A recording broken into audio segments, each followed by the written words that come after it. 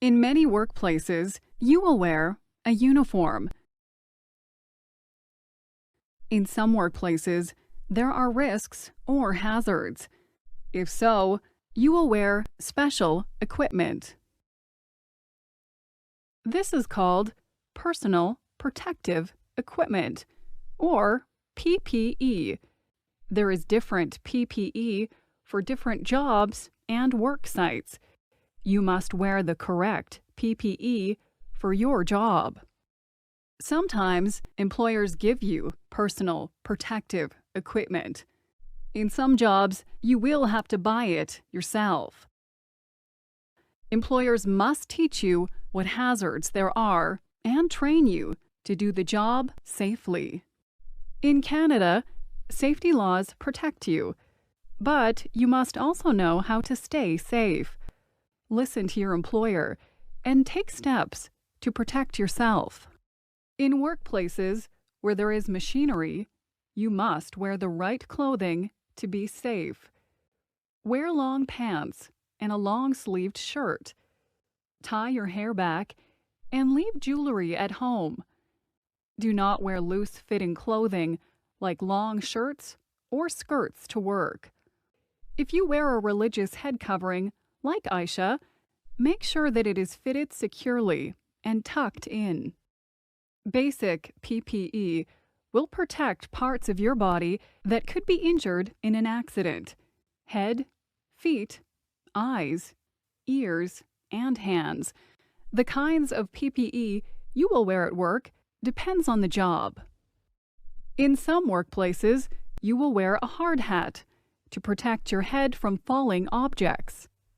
Safety glasses can protect your eyes from dust, chemicals, or flying objects. Ear protection can save you from hearing loss in loud work sites. Ear protection might fit over your ears, or they might be small foam plugs that go inside your ears. It depends on the task you will be doing. It may be difficult to hear a coworker when you are wearing ear protection. Move to a safe, quiet place and remove your ear protection to listen. Gloves protect your hands. Some gloves make working easier, while other kinds protect your hands from chemicals or cuts. Wear the right gloves for the right job. Wear proper footwear so you don't slip or fall. Work boots have a sole or bottom that will not let sharp objects poke through. Steel-toed work boots can protect your foot if you drop something heavy on it. Other boots are made of rubber and keep your feet dry. For some jobs, you might wear a face shield or respirator. Your employer will train you in how to use specialized PPE. Remember, you are responsible for your workplace safety. Go to health and safety training. Ask questions if you don't understand. Tell your supervisor about hazards that you see at work. Don't do something unless you are trained or working with an experienced coworker. Wearing personal protective equipment one of your health and safety responsibilities. Be sure that you are wearing the right PPE and stay safe at work.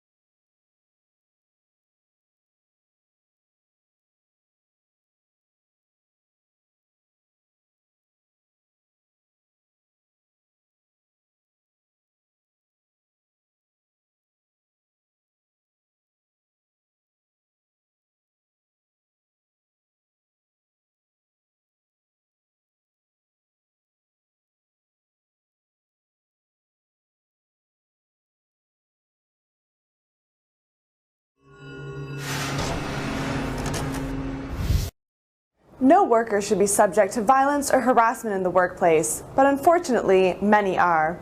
Workplace violence is prevalent across many industries and takes various forms. It includes any act that causes physical injury, that could cause a physical injury, or even threatening to commit an act that could cause physical injury. You don't need to actually be hurt to be a victim of workplace violence. Even shoving or pushing is considered workplace violence. Violence in the workplace is a broad topic that also includes harassment. This includes any type of inappropriate comment, including swearing, verbal abuse, bullying, or sexual comments, as well as rumors, sabotaging, and pranks. You might think something you say or do is a funny joke, but in fact, it may constitute workplace harassment. Workplace violence and harassment can come from many different places, including an external perpetrator where the individual has no relationship to the worker or the company, a client or customer of the organization, an internal perpetrator such as a coworker, boss, or someone with an existing business relationship with the organization, or domestic violence, which occurs when the violent person has a personal relationship with the employee. Fortunately, there are many things that you can do to play your part in reducing violence and harassment at work. Review and understand your employer's violence prevention program. This will help you clearly understand what is considered workplace violence and what to do if you are a victim or a witness. Report all incidents of workplace violence, including threats of violence, harassment, instances where an injury did not occur, and instances where the violence was unintentional, such as a patient having a bad reaction to a medication. This information is very valuable to your employer in ensuring a safe workplace. And don't worry, occupational health and safety legislation protects you from being fired or reprimanded for reporting. Know what to do in an emergency situation. You should feel confident in your abilities to respond appropriately in the event of a crisis. What do you do if there is a bomb threat, an active shooter, a dangerously aggressive client? Although extreme situations are unlikely, they can happen and you need to be prepared. Know your rights. Under most jurisdictions' Occupational Health and Safety Act, a worker can refuse to work if they have reason to believe they may be endangered by workplace violence. However, work cannot be refused on the grounds of workplace harassment. For more safety tip videos, visit www.cos-mag.com. For Canadian Occupational Safety, I'm Amanda Siliker.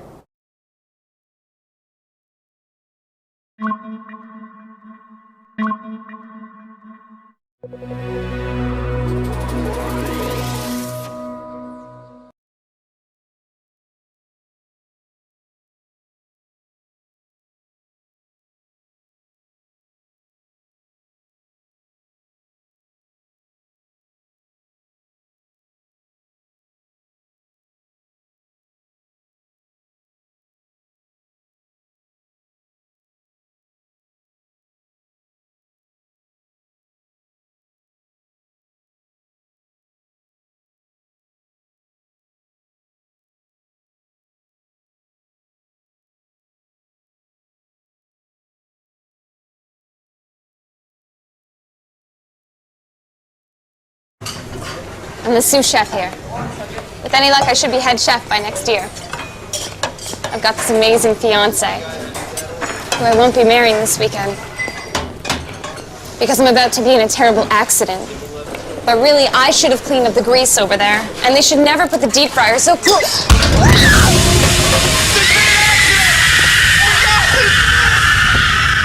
Somebody help me!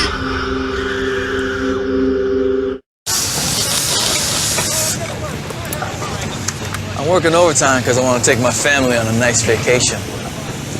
Soon they get a call telling them I was killed in an accident. But hey, I'm wearing a busted harness here. And the company should have checked those tanks to the... There's been an accident! Run, get some help! Sergeant Standard, call the ambulance!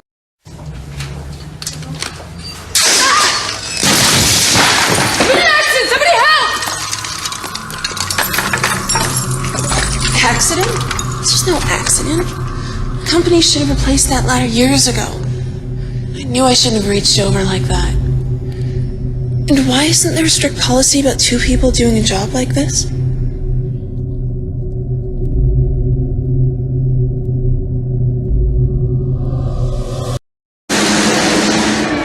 Hey, Jim! You take care of that skid? Yeah! Call 911! We got an accident here! This was no accident. The company knows it's against code to store that much weight up there. I knew I should have been focused on what I was doing. And it's obvious the supervisor didn't report that broken shelf.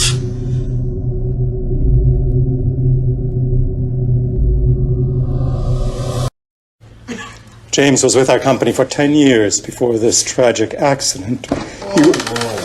Accident? What are you talking about? Your company never fully trained me to deal with high voltage wires. And the way they were insulated, it was obvious someone wanted to get home in a hurry. What was I thinking? Not wearing all of my safety equipment.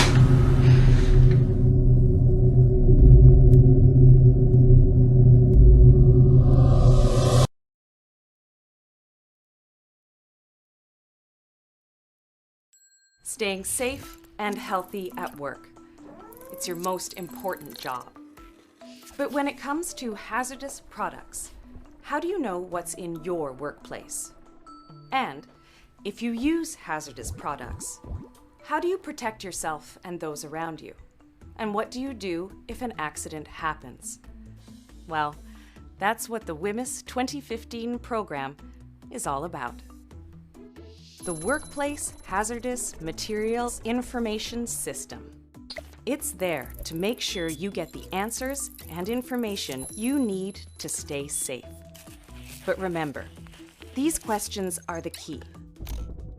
What is the hazard? How do I protect myself? What should I do if there's an accident? And how do I get more information? WHMIS 2015 will provide you with the answers to these questions. The manufacturer, distributor, or supplier of a product is responsible for product labeling and information. And your employer is responsible for educating you on the safe handling of hazardous products you use. So what are WHMIS labels? Each hazardous product must have a label with symbols and hazard statements providing information about the type of hazard associated with the product. There are 10 WHMIS symbols, and you need to look for them and recognize the dangers they represent. Exploding bomb, for explosive or reactive hazards. Flame, for flammable products. Flame over circle, for oxidizing products. Gas cylinder, for gases under pressure. Corrosion, for corrosive hazards to metal, skin, and eyes. Skull and crossbones can cause death or toxicity with exposure. Exclamation mark may cause less serious health effects. Health hazard may cause serious health effects such as cancer. Biohazardous, infectious materials and toxins that cause disease. Environment may cause damage to the aquatic environment. This is optional in Canada. WHMIS labels must also include warnings and precautions for safe use. Your employer is responsible for making sure WHMIS labels have been applied to all hazardous products in your workplace. But WHMIS also demands that all suppliers and distributors provide a lot more information about their products via Safety Data Sheets, or SDS. These sheets provide all the information you need to know about the product to ensure your safety, and what to do in the event of an accident or emergency. These sheets must be readily available on the job site to all workers. Once your employer has made sure both labels and safety data sheets are in place, you must be trained on how the system works, including the safe use and handling of all the hazardous products in your workplace. So, those are the basic facts. But it all comes back to you asking the 4 questions. What is the hazard? How do I protect myself? What should I do if there is an accident? And how do I get more information? Because the most important thing is you going home safe at the end of each day.